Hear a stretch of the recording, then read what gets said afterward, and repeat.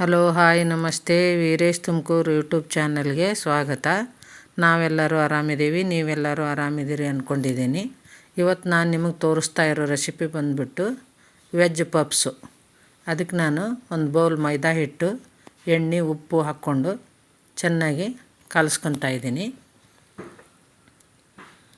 ಅದಕ್ಕೆ ಪೇಸ್ಟ್ ಮಾಡ್ಕೊತಾನೆ, ತುಪ್ಪನೂ ಮೈದಾ ಹಿಟ್ಟು ಪೇಸ್ಟ್ ಮಾಡಿಡ್ತೇನೆ. ಹಚ್ಚಾಕಬೇಕಲ್ವಾ, ಅದಕ್ಕೆ ಇವಾಗ ಹಿಟ್ಟು ತಗೊಂಡು ಒಂದು 10 ನಿಮಿಷ ನೆನಿಟ್ಟಿದ್ದೆ. ಚೆನ್ನಾಗಿ ಮತ್ತೆ ಮಿದ್ಕೊಂಡು ಉಳ್ಳೆ ಹರ್ಕೊಳ್ಳೋಣ. ನಿಮ್ಗೆ ಯಾವ ಸೈಜ್ ಬೇಕು ಆ ಸೈಜ್ ಹರ್ಕೊಳ್ಳಿ. ನನಗೆ ಈ ಸೈಜ್ ಬೇಕು, ನಾನು ಈ ಸೈಜು ಕಟ್ ಮಾಡಿ ಇಟ್ಕೊತೇನೆ. ಈಗ ನೋಡಿರಿ, ಟೊಮೆಟೊ, ಕ್ಯಾರೆಟು, ಆಲೂಗಡ್ಡೆ, ಕ್ಯಾಪ್ಸಿಕಮ್ಮು, ಬೀನ್ಸು, ಕೊತ್ತಂಬರಿ, ಈರುಳ್ಳಿ. ಈಗ ಹಸಿಮೆಣ್ಸಿನ್ಕಾಯಿ ಪೇಸ್ಟು.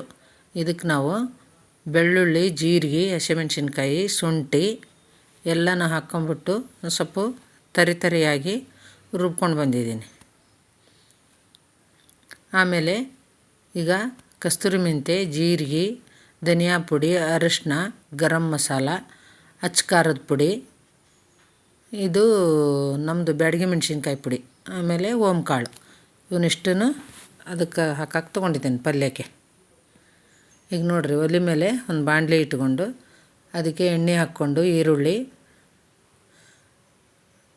ಕಂದು ಬಣ್ಣ ಬರಬೇಕು, ಆ ಥರ ಕೈ ಆಡಿಸ್ಕೋಬೇಕು. ಆಮೇಲೆ ಪೇಸ್ಟ್ ಮಾಡ್ಕೊಂಡಿದ್ವಲ್ವ, ಆ ಪೇಸ್ಟ್ ಹಾಕ್ಕೊಳ್ಳೋಣ.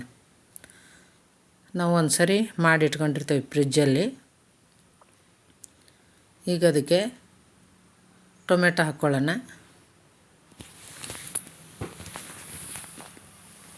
ಟೊಮೆಟೊ ಚೆನ್ನಾಗಿ ಬೇಯಬೇಕು.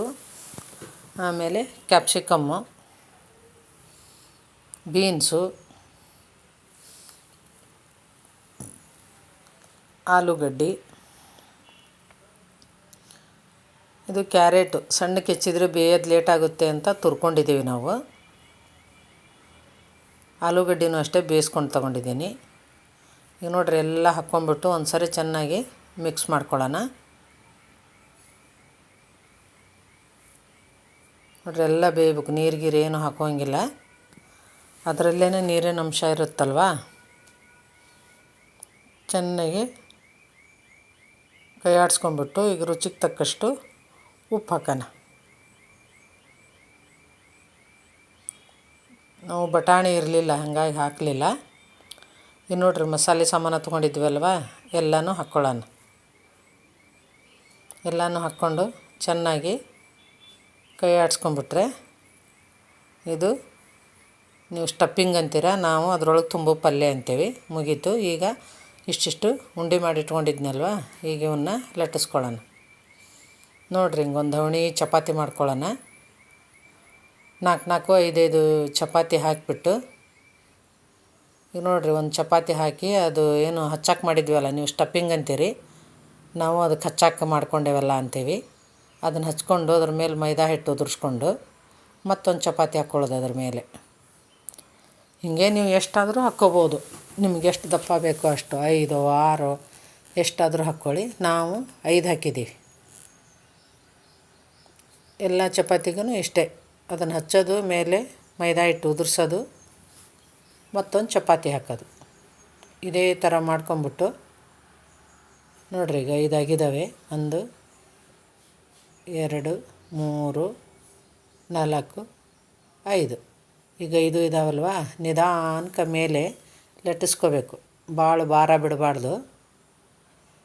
ಹಂಗೆ ಮಾಡಿ ನಮಗೆ ಎಷ್ಟು ಸೈಜ್ ಬೇಕೋ ದೊಡ್ಡದು, ಆ ಸೈಜಿಗೆ ನಾವು ಕಟ್ ಮಾಡ್ಕೋಬೇಕು. ಈಗ ಒಂದು ಈ ಥರ ಕಟ್ ಮಾಡ್ಕೊಂಡು ಪೀಸೆಲ್ಲನೂ ಒಂದು ಕಡೆ ಎತ್ತಿಟ್ಕೋಬೇಕು.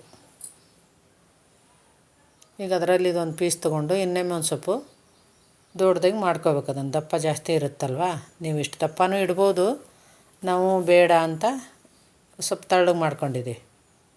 ನೋಡಿರಿ, ಈ ಥರ ಮಾಡ್ಕೊಂಬಿಟ್ಟು ಅದ್ರ ಮೇಲೆ ಅದು ಪಲ್ಯ ಮಾಡ್ಕೊಂಡಿದ್ವಲ್ವ, ಅದೇ ನೀವು ಸ್ಟಫಿಂಗ್ ಅಂತಿರಲ್ಲ, ಅದನ್ನು ಇಟ್ಬಿಟ್ಟು ಹಿಂಗಡಿನೂ ಒಳಗಡೆನೇ ಅಮಕ್ಬೇಕು, ಅದನ್ನ ಹತ್ತಬೇಕು.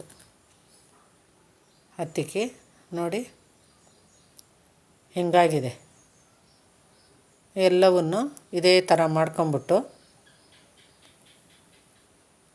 ಚೆನ್ನಾಗಿ ಬಂದಿದೆಯಲ್ವಾ. ಇವಾಗ ಎಣ್ಣೆ ಇಟ್ಕೊಂಡಿದ್ದೀನಿ, ಕರ್ಕೊಳ್ಳೋಣ. ಅದರಲ್ಲಿ ಎಷ್ಟು ಬಾಣಲಿ ಎಷ್ಟು ಹಿಡಿಯುತ್ತೋ, 1 2 3 ಅದು ಎಷ್ಟು ಹಿಡಿಯುತ್ತೋ ಅದ್ರ ಮೇಲೆ ಚೆನ್ನಾಗಿ ಎಣ್ಣೆ ಕಾಸ್ಕೊಂಬಿಟ್ಟು ಉರಿ ಕಡಿಮೆ ಮಾಡ್ಕೋಬೇಕು ಹಾಕುವಾಗ. ಅಂದರೆ ಗರಿ ಗರಿಯಾಗಿ ಬರ್ತವೆ, ಹಗುರಾಗಿ ಕುರುಕುರು ಅಂತವೆ. ನಿಧಾನಕ್ಕೆ ತಿರುಗಿಸಿ ಹಾಕಬೇಕು. ಸ್ವಲ್ಪ ಎಲ್ಲ ಇದು ಆದಮೇಲೆ ನೋಡಿ ಹೆಂಗದು ಲೇಯರ್ ಬಿಟ್ಕೊಂಡವಲ್ವ. ಪದ್ರ ಪದ್ರ ಅಂತೀವಿ ನಾವು ನಿಮ್ಮದರ್ಧ ನಮ್ಮದರ್ಧ ಮಾತಾಡ್ತೇವೆ. ನೋಡಿರಿ ಎಷ್ಟು ಚೆನ್ನಾಗಿ ಬಂದಿದ್ದಾವಲ್ವ, ಸಖತ್ತಾಗಿದ್ದಾವೆ ನೋಡಿ. ನೀವು ಒಂದು ಸರಿ ಮಾಡ್ಕೊಳ್ಳಿ. ನಮ್ಮ ವಿಡಿಯೋ ಇಷ್ಟ ಆದರೆ ಲೈಕ್ ಮಾಡಿ, ಶೇರ್ ಮಾಡಿ, ಕಮೆಂಟ್ ಮಾಡಿ. ನೋಡಿರಿ ಲೇಯರ್ ಎಷ್ಟು ಚೆನ್ನಾಗಿ ಬಂದಿದೆ ಅಲ್ವಾ. ಟೊಮೆಟೊ ಸಾಸ್ ಮಾಡಿದ್ಲು ನಮ್ಮ ಸೊಸೆ, ಇತ್ತು ಫ್ರಿಜ್ಜಲ್ಲಿ. ನೋಡಿ ಎಷ್ಟು ಚೆನ್ನಾಗಿ ಒಳಗೂ ಅಷ್ಟು ಚೆನ್ನಾಗಿ ಕ್ರಿಸ್ಪಿಯಾಗಿ ಎಲ್ಲ ಪಲ್ಯನೂ ಚೆನ್ನಾಗಿ ಬೆಂದಿದೆ ಅಲ್ವಾ. ಹಿಂಗೆ ಹತ್ಕೊಂಬಿಟ್ಟು ತಿನ್ಬೇಕು. ವಿಡಿಯೋ ನೋಡಿದ್ದಕ್ಕೆ ನಮಸ್ಕಾರ.